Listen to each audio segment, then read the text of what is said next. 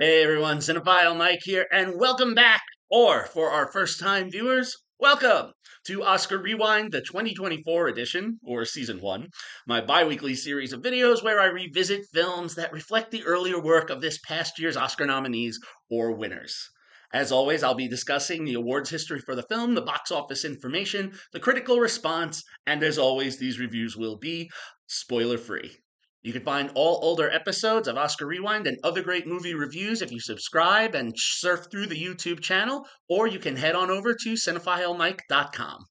So, this week's two films have a little bit of a theme. Unintentional, but it fell into play, and we are here with More Week.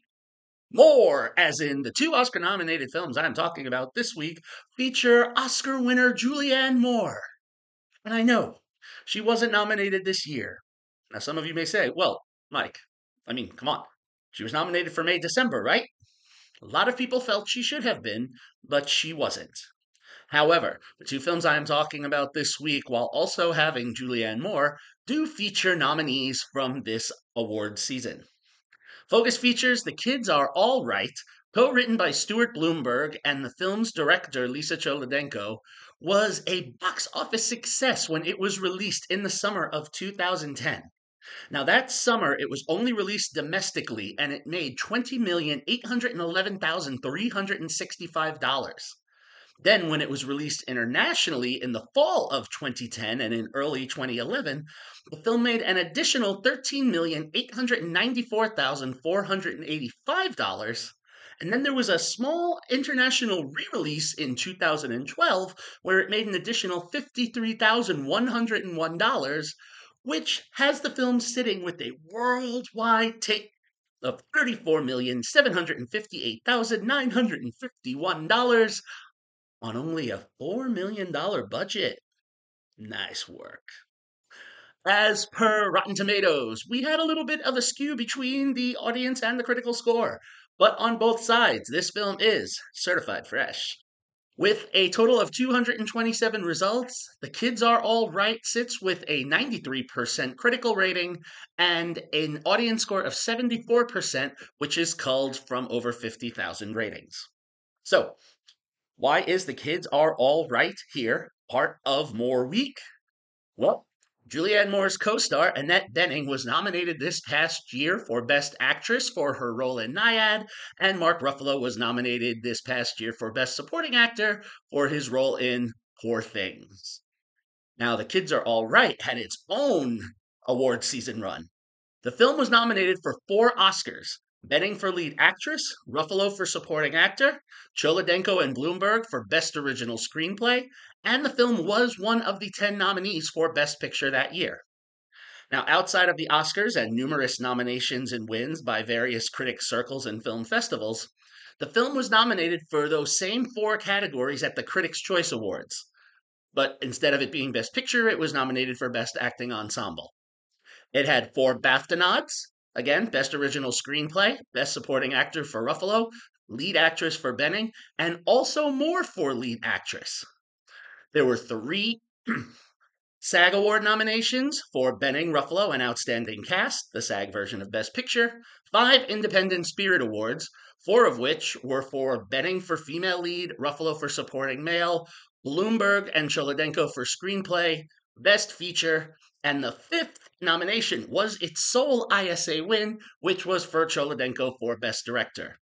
The film also had 4 Golden Globe nods, 2 for More for Best Actress in a Comedy or Musical, and Bloomberg and Cholodenko for Best Screenplay, and the other 2 Golden Globes resulted in wins, with Bening winning for Best Actress in a Musical or Comedy, and it did win Best Picture, Musical or Comedy. So, The Kids Are All Right? This is a family story on many levels. We have Nick, played by Bening, and Jules, played by Moore, a couple who have been together for many years, about 2 decades. Nick, a doctor, type A personality.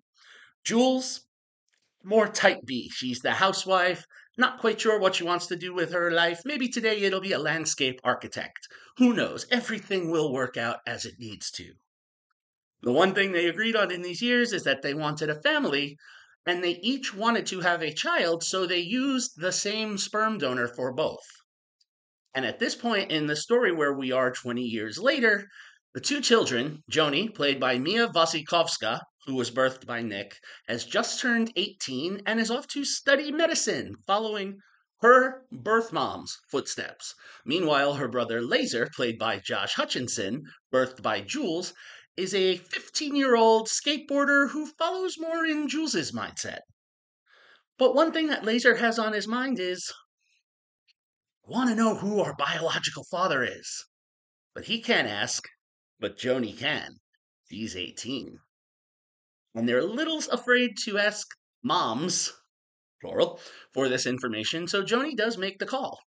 And upon contact, they are able to meet said sperm donor, Paul, who is played by Ruffalo. Paul is a restaurant owner who lives a more free spirited, freewheeling existence. Quickly being fascinated by this lifestyle, Joni and Laser, a little hesitant, but they become interested in getting to know the man more. And through a series of events, of course, Nick and Jules will learn of this, and thus will now bring Paul into this family's life. He even goes on to hire Jules to work on landscaping his backyard as a means to build a rapport with the family. And what will follow is a very unique story of family drama and anger and love and infidelity and midlife crisis and coming of age. Seems like a lot, but hey, that's what life is. And it's handled very well in this film. This almost seems like it was taken out of, it could have been a documentary looking at this family that is set in Los Angeles. All of the interactions and the dialogue are very realistic. Cholodenko and Bloomberg really ground this script and don't really dramatize for effect. Every argument you hear or impassioned speech doesn't seem dramatized, which is a refreshing approach because sometimes when we have subject matter such as this in family dramas, it can be a little glib.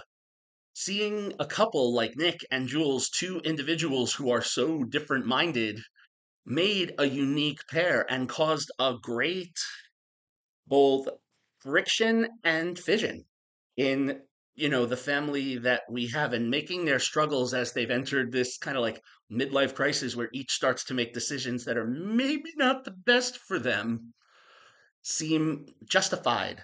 And then when you have two kids, Joni and Laser, they have a very natural brother and sister relationship. Hutchinson and Vasikovska, have a unique rapport. And they make you feel every little bit of teen angst that they're going through. And, that discovery when you're a teenager or a young adult and you learn that, the people that are in your life, you begin to challenge some of the perceptions and the things that they are presenting to you because you see their life. And that's what's given here. Ruffalo is a standout in his first Oscar nominated role as Paul. He has a great vibe that, kind of reflects the time this film took place, the late aughts, early 2010s, um, perfectly. And especially his rapport that he has with Yaya DaCosta in a small supporting role as one of Paul's sometimes lady friends. Besides the performances, which are all strong, I also, again, want to highlight the writing.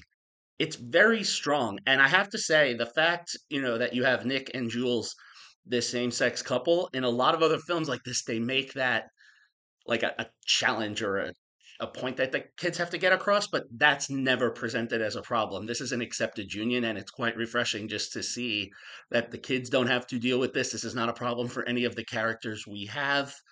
You are just with a couple and, looking at what happens with the institute of marriage after 2 decades. It's such a grounded film that the comedic moments are earned and the dramatic moments punch just that much harder without, falling over too much onto the melodramatic or the farcical. It's a solid 4-star film. The kids are all right. The fact that we're able to merge and satisfy a coming of age and a midlife crisis story in 1 hour and 40-minute film is quite well done.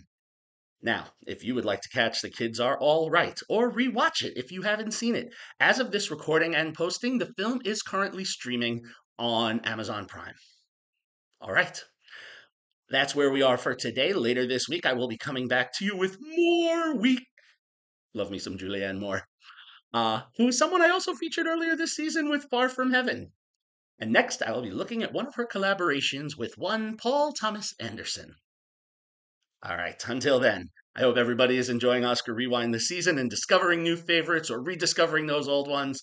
As I said before, if you like what you heard here, please subscribe to the channel, spread the word. If you like what you're hearing, you can follow me on all social media platforms, then on Letterboxd. You can check out my website, cinephilemike.com, for additional exclusive print reviews of all the summer releases. Happy watching, everyone, and until next time, this is Cinephile Mike saying take a break and watch something new.